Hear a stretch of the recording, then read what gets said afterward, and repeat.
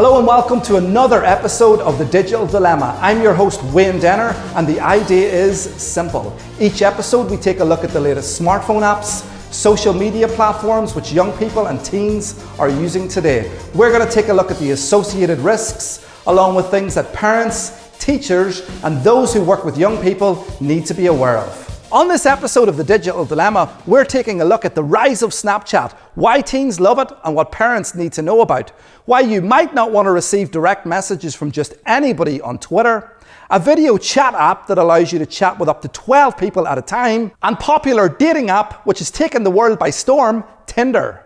Probably one of the most popular apps right now with students and teens is Snapchat. Over 98% of students and young people that I speak to in schools and colleges are all using Snapchat. Research carried out by McAfee recently has shown that students and young people are spending up to 10 hours a day using Snapchat.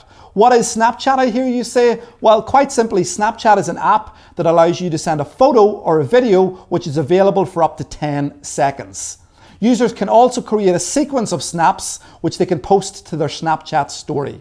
A recent survey carried out by the NSPCC, Shareware and Mumsnet found that 64% of children and young people found Snapchat to be risky. The top three concerns were sexual content, strangers being able to see their snaps, and people being able to identify where their snaps were taken. The other big thing which young people need to be aware of right now is the number of third-party apps which are available which allow users to save images which have been sent via Snapchat to their device. Two apps which I want to mention really quickly are SnapHack and SnapSave. Both of these apps allow you to save images onto your device and upload to other social networking platforms at a later date. The rule of thumb is that if you're sending any images via smartphone apps, once you've clicked send, you lose control of the image. So if you don't want the image coming back to haunt you at a later date, you don't want it showing up on another social networking platform, don't post it online, don't share it via any smartphone app. Now, it looks like Twitter is trying to muscle in on the direct message space or the messaging space by allowing users to receive direct message or DMs from absolutely anybody. Now, this setting is purely by opt-in, so you need to go into your settings and you need to opt in if you would like to receive messages from absolutely anybody on Twitter. Now, for me, I feel a little bit uneasy with this new update to Twitter, allowing users to receive direct messages from absolutely anybody.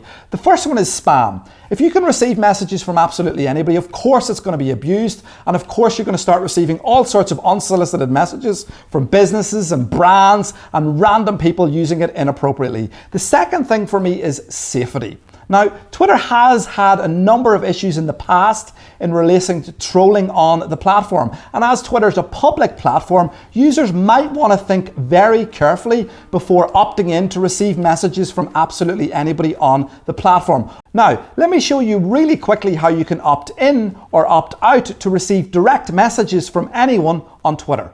So, if you're somebody who wants to receive messages from other users on Twitter, let me show you real quickly how you do it. You go to twitter.com, open up your Twitter account, and you click into your settings. So your settings is where it's going to take you into in order to opt in for Twitter's latest update, which will allow you to receive direct messages from absolutely anyone. So you go over to security and privacy, and all you do from there is you scroll down to the bottom of the page where you're going to see direct messages. Once you click that box and you apply the changes, that opts you into receiving messages from anybody on Twitter. On episode 1 of The Digital Dilemma, we talked about live video streaming apps. Another app that has become incredibly popular with teens and young people is OoVoo. OoVoo allows you to send texts, make voice calls, and chat with up to 12 people in a video chat room. Privacy settings within the app allow you to choose if you want to just chat with your friends or people you don't know. According to a survey carried out by the NSPCC, Shareware and Mumsnet, 53% of young people surveyed found that OoVoo can be risky. The top three concerns of those surveyed were sexual content, talking to strangers, and fake accounts.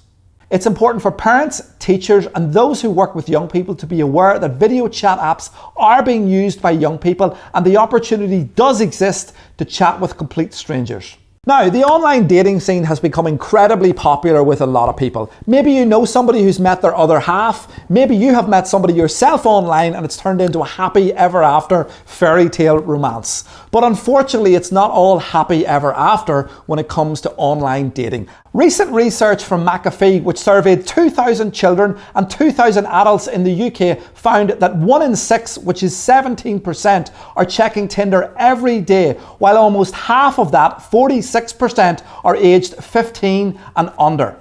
Tinder is a dating app which has two separate communities, those for over 18 and those for under 18 aged 13 to 17. Users are shown profiles and they can swipe left or swipe right if they like the particular profile which they are shown on Tinder. When you or the other person both swipe right, this gives you the opportunity to talk directly with that person. Users of Tinder can also search via the GPS on the app for other users in their local area. 68% of young people surveyed by the NSPCC and Mumsnet found that Tinder can be risky. The top 3 concerns were talking to strangers, sexual content, and location tagging within the Tinder app. As always, children and young people need to be very aware of appropriate behaviour when using social media, the internet, and smartphone apps, and have clear guidelines set out by parents, guardians, and teachers. And that about wraps us up for another episode of The Digital Dilemma. I hope you've enjoyed it. Don't forget, if you've got any questions or comments on things that you would like us to cover on the show, please do drop me an email or send me a tweet to @WayneDenner. You can pick up a copy of my book, The Student's Guide to an Epic Online Reputation. It's an ideal read for teens and parents and those looking to protect and manage their online reputation and stay safer in a digital world. I'll see you very soon on The Digital Dilemma.